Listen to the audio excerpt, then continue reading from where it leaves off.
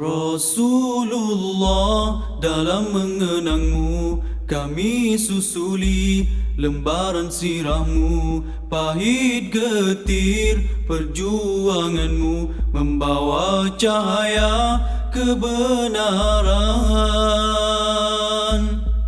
Engkau taburkan pengorbananmu untuk umatmu yang tercinta.